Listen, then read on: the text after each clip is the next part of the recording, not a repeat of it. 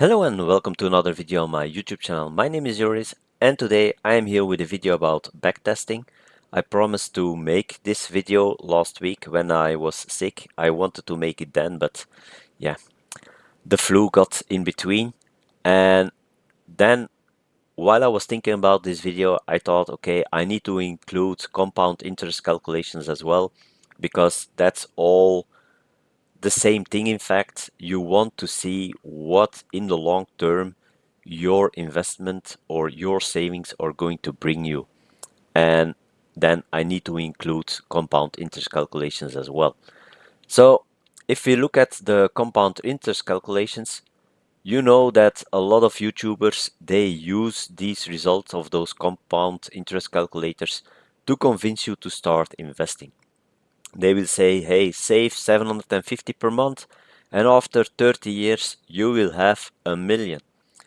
And although the numbers are correct, because those compound interest calculators, they just calculate the interest rate on the money that you put in, and they spit out the number at the end of the 30-year period, and you will have just above 1 million if you use 8%. So a lot of people, they have trouble understanding that it works. First off, because of the 8% that I just mentioned. They say, hey, 8%, that's not what I get when I'm saving money and I put it on a savings account. I get 0.05, 0.10% here in Switzerland. So that's not the 8%. Even when I put it in a high yield savings account, I only get maximum 2%. It's not even 2% anymore. It's 1.2 or 1.3% that you get often now here in Switzerland for a high savings account. But you also need to be aware of the fact that there is something like investing, and that brings on average 6 to 8%. The SMI brought 8.5% since it came into existence. So that's over 20 years, which is a great number. And I know what you're going to say, hey, inflation, it eats away at my money as well. Well, here in Switzerland, the inflation rate is actually quite okay. Now it's around 0%, so you don't need to worry about it. Okay, it's going to go back up, but like it always does. But here in Switzerland, the National Bank really has it under control. So let's say that it's 1.5% and the SMI brought 8.5% on average, so you have 7%. That's only 1% under the 8% that I just mentioned. And it's it's then going to take 1 or 2 years longer before you reach that million, but it's still possible. But a lot of people also have trouble with the fact that in the beginning it goes really slow. And then I think the compound interest calculators really come into play, because you see that in the beginning it goes slow. And it's only if you continue in putting money into your investment account that you will see it making a difference. Because your interest is going to bring you more and more and more money. So if you look at compound interest calculators on the internet, I picked a few. So here is one from the US Department of US Securities and Exchange Commission. You can go to the compound interest calculator. I have the link in the description down below. And you can say initial investment is 0, monthly contribution is 750. Here it's all dollars. It doesn't actually matter which currency it is. On other sites you can sometimes change it. On other ones it's sometimes Swiss francs that I'm going to show you. But you save 750 per month. Length in time is 30 years. The estimated interest rate I put in 8. The interest rate variance range, which is really interesting on this one, you can really fluctuate between 7 and 9% then for the results that you get. And you can also pick the compound frequency annually because, yeah, in Europe, a lot of companies are paying out annual dividends. And I advocate for paying out quarterly dividends. It makes a difference. I will show you that in a few minutes. But the results are, so you need to press calculate, but I already did it to prepare the video. And in 30 years, you will have 1,090,000 and a bit. So above 1 million. Here you can see the graph. So the red one is the calculation for the 8%, the blue one is for 9%, and the greener one is the variance below of 7%. So then you have 850,000. You still need a few years. It's not going to take that long. I think it's 33 years or even less, 32, and you will have a million as well with 7%. Because it really goes very fast. You will see that on other calculators. But if you go to quarterly payments and you press calculate, you see that you have almost even more. You have more than $80,000 more just by compounding your interest that you get, your dividends that you get quarterly instead of annually. And okay, annually it's most of the time the way you should do it, because when you put it in a high yield savings account that pays out annual interest at the beginning of the year or at the end of the year, then that's more correct to compare the high saving yield account compared to dividends then. But you see, it's really powerful, those tools. You can play around with the numbers as much as you want. Here you can also change the currency, so you can go to euros, and if you do an investment of 0 and an interest rate of 7% for 30 years, and you put a deposit amount of 200 per month, you can also change here weekly, bi-weekly, because in America they often get paid bi-weekly or weekly, so they can play around with that as well.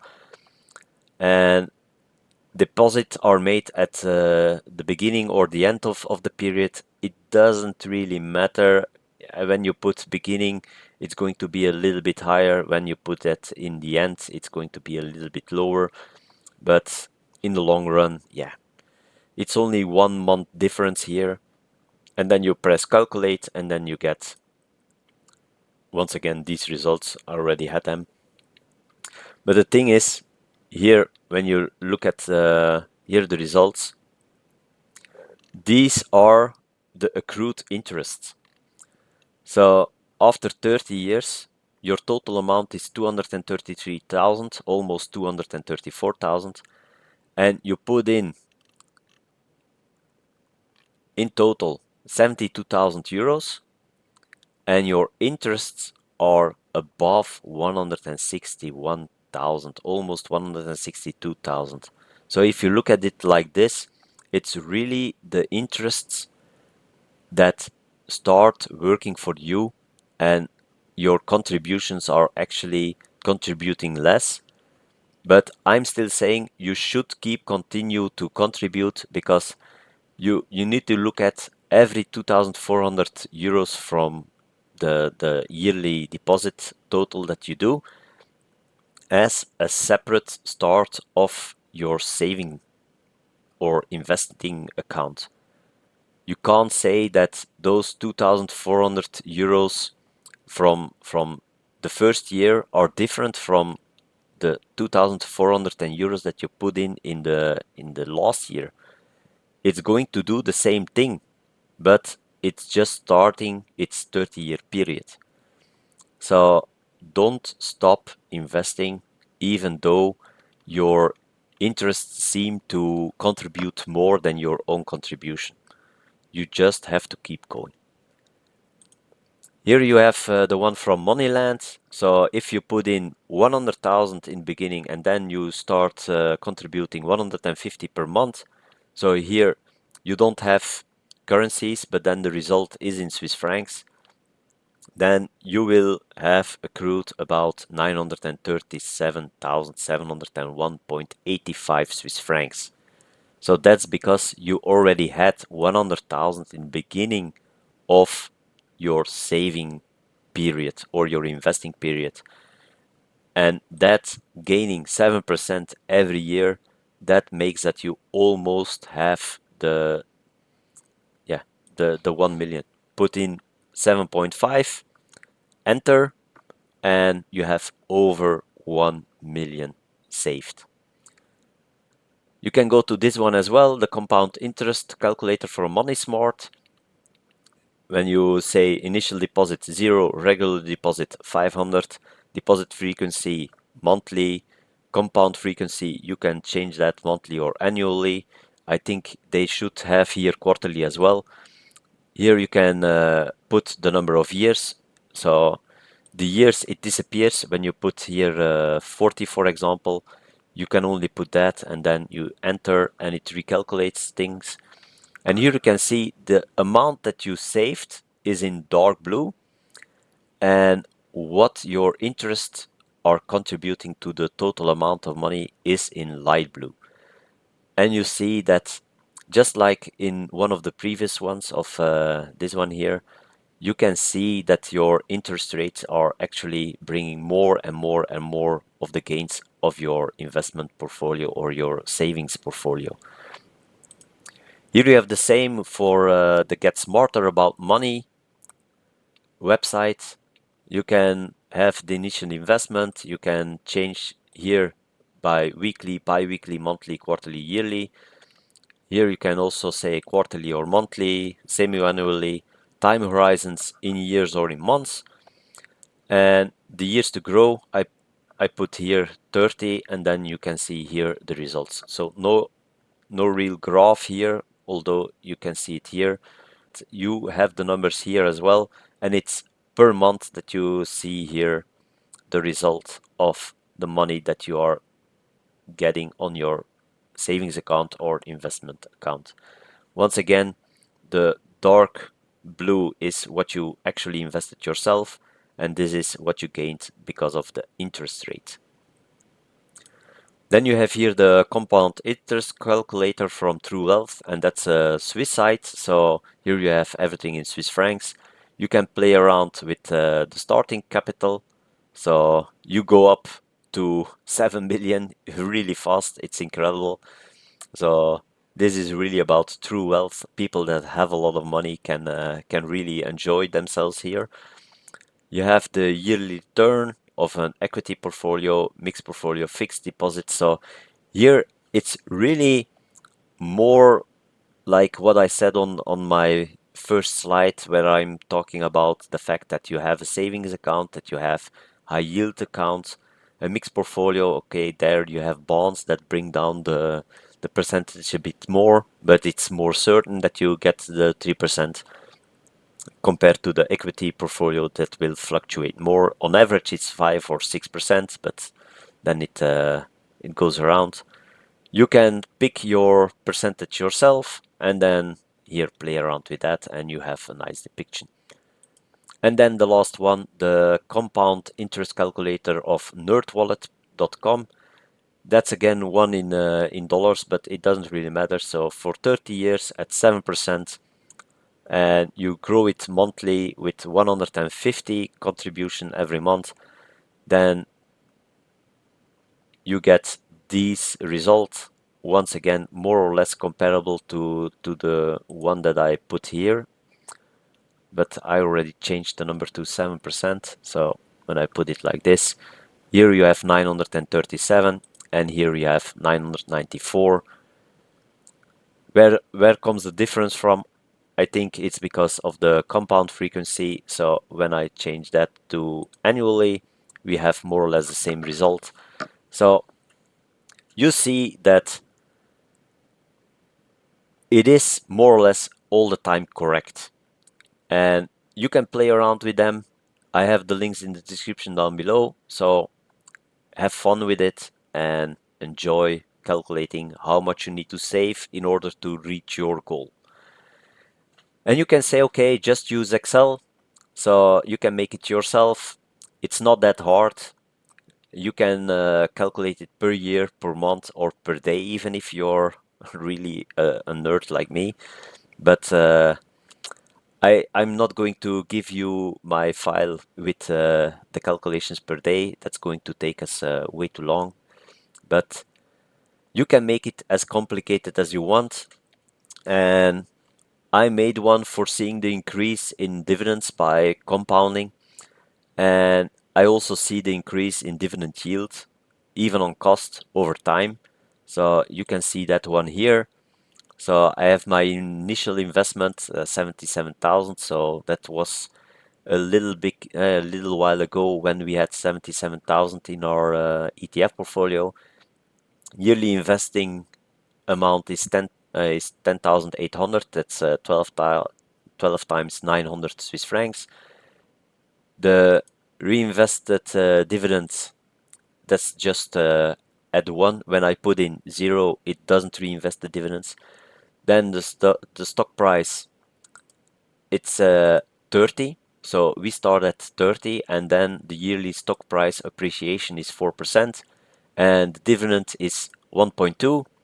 So if you calculate that, that's 4% of dividend yield in beginning. You see that here, it's 4%. And then the yearly dividend growth rate is 4% of dividend CAGR. And then you can see at how the portfolio is going to go.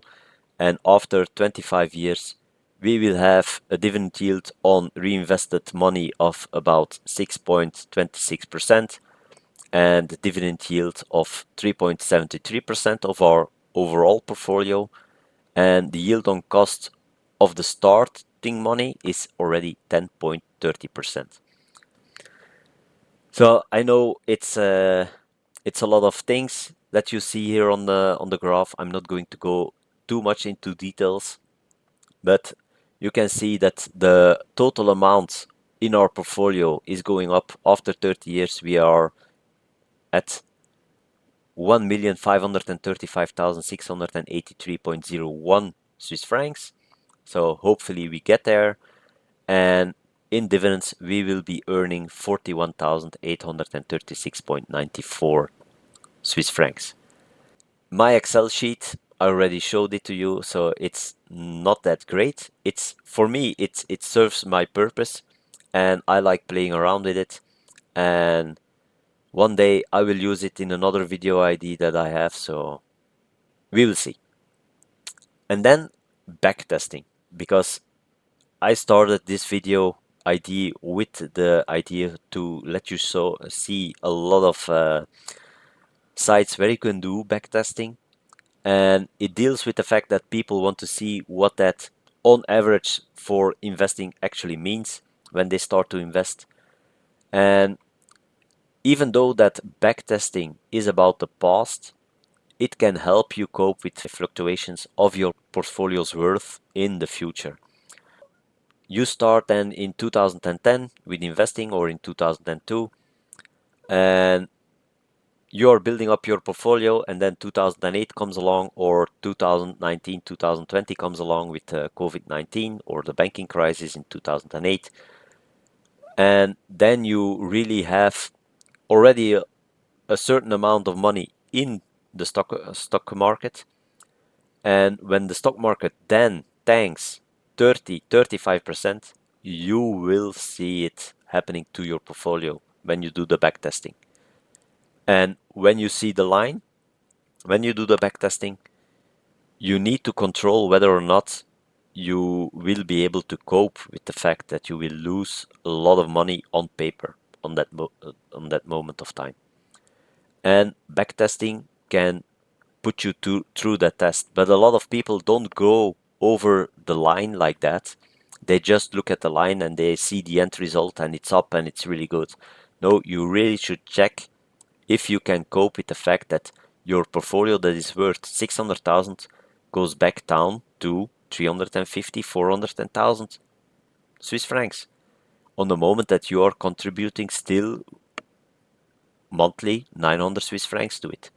You have to go through it. it gives a more realistic evolution of your portfolio. You can go to your Excel and expand on your data to emulate your portfolio with real data from true stocks and true ETFs.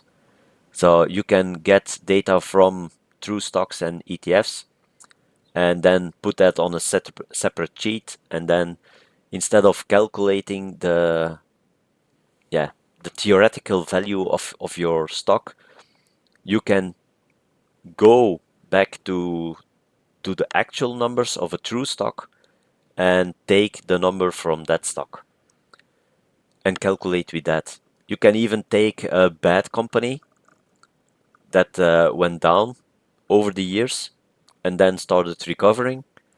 You can go for Nestle. I will give you that example where you can get those informations.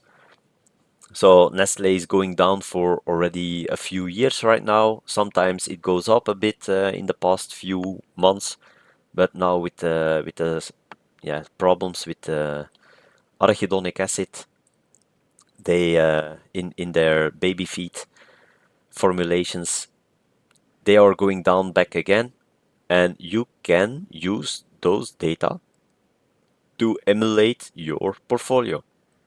So and see whether or not you can stand your portfolio going up and down like that.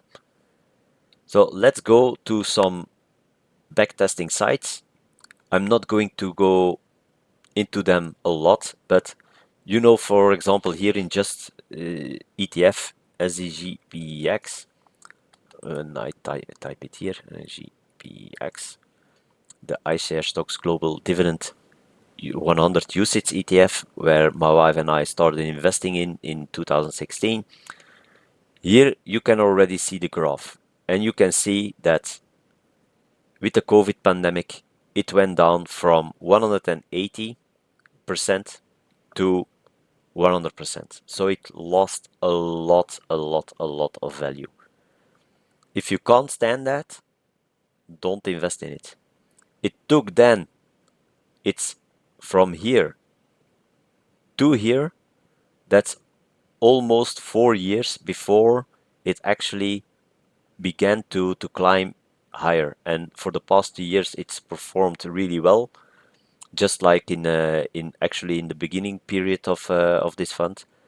But from 2015, 2016 till the end of 2024, there wasn't actually a lot of movement in this ETF if you look at it on average. So a lot of people said then, hey, you picked the wrong ETF, it's not a good ETF, especially after it plummeted here and then it stayed down for almost a whole year at that low level. My wife and I, we just kept investing into it quarterly, and afterwards now it's gaining us a lot of money. You can also go to extra ETF, and yeah, you have the same thing. You can search for the ETF just like in just ETF, but there you have Muster portfolios. And okay, I can you can put it here in other languages, but I have it here now in English, in German.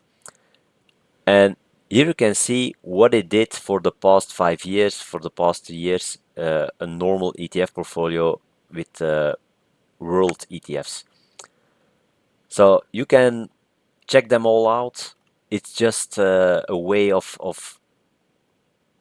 looking what is possible with your ETF portfolio strategy. Also here with the backtest of Curvo. So I have my own portfolios with the FTS All World Usage ETF or the Fidelity Global Quality Income Usage ETF. So I'm playing around with that as well. You can't build that many portfolios, and it's not that straightforward. Sometimes they also don't have all the data yet, and they are running behind a bit. But for the rest, it's a really good site. You have here also example portfolios, just like with the ETF. extra ETF, and you can look at how they performed in the past. Then you have here from Zendepo the ETF backtesting possibility, where you can go from the index type.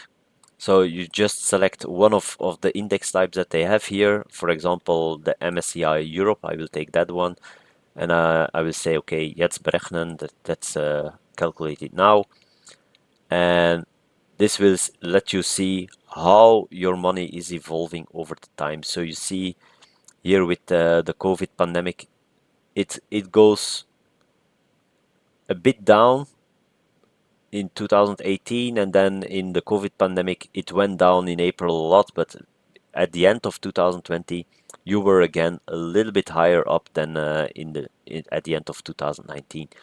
So you have a lot of possibilities, even here with the ETFreplay.com. Here you have the backtest of ETF portfolio. You can even go here and do forward testing, which is really nice. So with where you have the possibility to do forward tests, you play around in here, and then you can share it with other people and do all kind of stuff. Sometimes you can do a few tests, I think, and then you need to log in and do them really. But it's a good website. But you see now I can't do anything anymore. And here with the backtest portfolio, I believe this one is one of the best sites to do backtests on.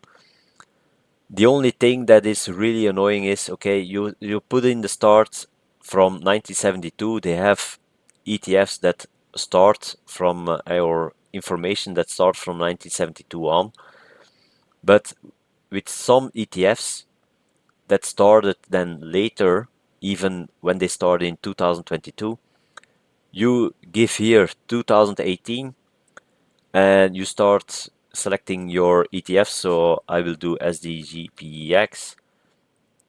It will find that one. So in from the SIX stock exchange in euro, then I can put here GLDV, and I will put the Swiss one as well, and then I will put the European LDG one,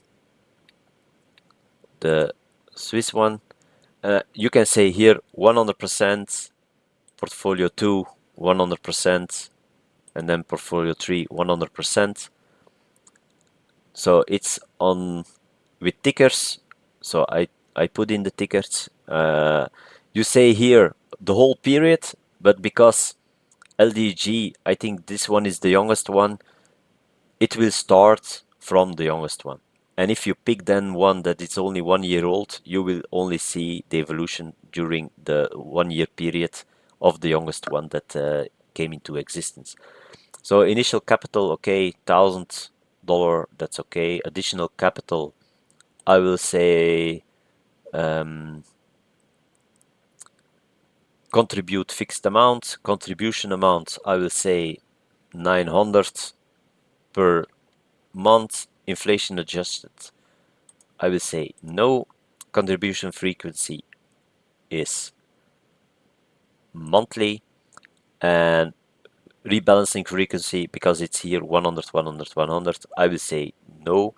Even yeah, when you have another portfolio and you say 30 33 33 34 or 34 33 33, and then you say rebalancing frequency yes, I don't believe you should do that. But yeah, that's just my personal opinion. So dividend reinvested, yes. And then you can go and say here backtest portfolios, and you have a limit of 5 portfolios that you can test. With this calculation, you already use 3.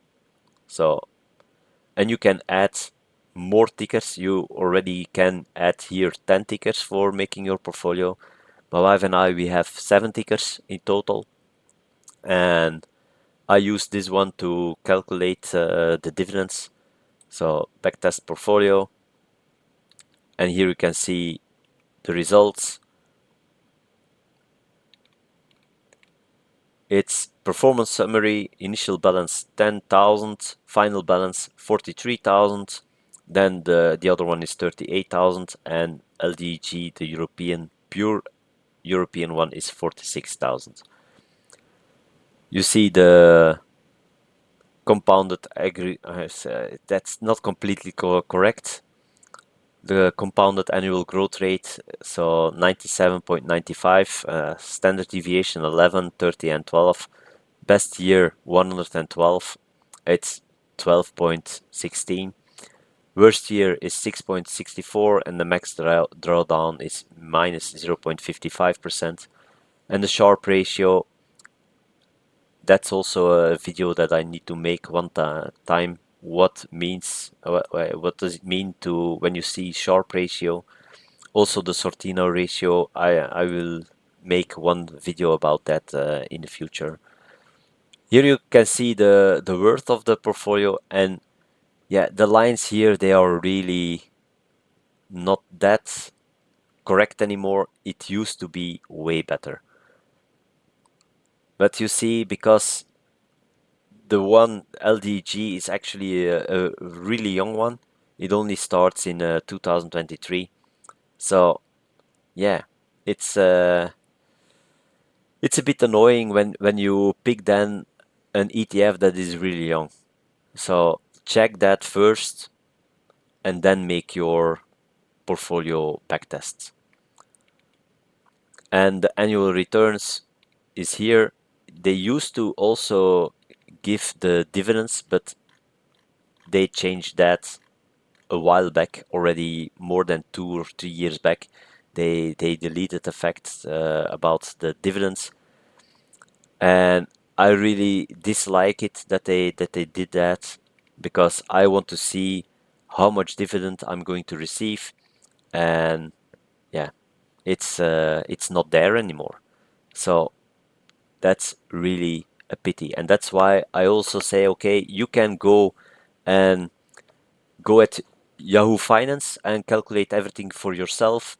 You can look up here ETF tickers as well, and then you go to historical data, and here you can pick the period. Here it's 1 year, but you can say maximum, and then it goes back to December the 1st of 2000, and you have here the whole list, and then you can select everything and copy it in Excel, and then yeah, just use your Excel to go and search for this number for February 13th, and do the same for in the past with VLOOKUP or whatever you want to use. You have different options in Excel. Excel is a really great tool, and you can make your Excel like this, that you have all the same dates and you calculate everything like that, or you just say, okay, take the first one of the month and take that number as the number for that month and calculate everything with that. You also have the dividends. So here you have historical prices, but you can also go for the dividends, and then you have the dividends as well. You have to change the format a bit when you export it into Excel, but you can do that for sure. And then you can use those dividends to calculate how many dividends you will receive from the amount of stocks that you could buy. And you have the same for ETFs. And for example, on the SIG stock exchange, you can go to shares, share explorer. I already did that. I looked up Nestle, and then you click on search. You have this one. You click on open in a new window like this, and then here you have historical values. You download it and you immediately have all the historical values in an Excel sheet. It's the same for ETFs. You go to ETFs Explorer, you put in SDGBEX, you select that one, you click search, you say open it in a new tab, it opens it, and then there You can also ask for the historical values. If you go to share details or fund details, here you have then the dividends, you expand them and you can export, I select them and export them as well into Excel. So you have different options. You have to put in a lot of effort here, but